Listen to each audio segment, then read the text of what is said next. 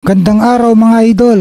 Maganda rin talagang tandem ng magkapatid na Casimero mga idol dahil nakakasabay sa bilis ng galaw, ng footwork at anggulo ang kanyang chief trainer slash brother, Kuya Lods Jason. Kaya dahil dito nasasanay si Casimero na parang nasa aktwal na bakbakan. Kaya naman pagdating sa totoong laban na ay kabisado na ni Cuadro Alas at automatic na ang kanyang binabanat at galawan sa kanyang kalaban.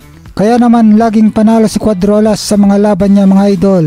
7 taon na siyang walang talo, kaya patunay ito na epektibo ang sanib pwersa ng dalawang magkapatid na Bisaya. Kasama pa ang isang coach na si Ryan Lugas na sobrang nakakatulong at kinakaya ding tanggapin ang mga malalakas na bira ni Cuadro Alas sa kanya. Malapit na ang bakbakan nila ng maangas na Japanese Kyonosuke Kameda mga idol.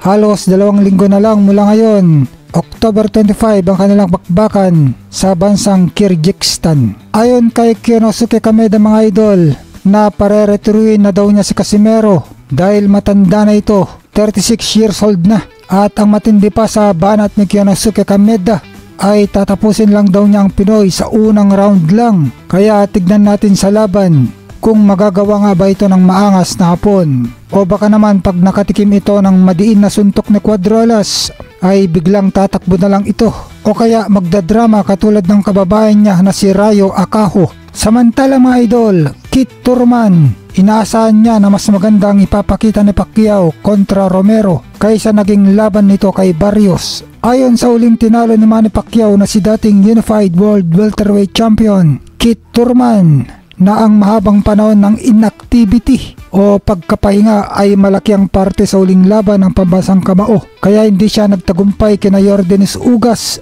noong August 2021 kung saan natalo ito bago tumungo sa isang draw o tabla na resulta kay Mario Barrios nitong July.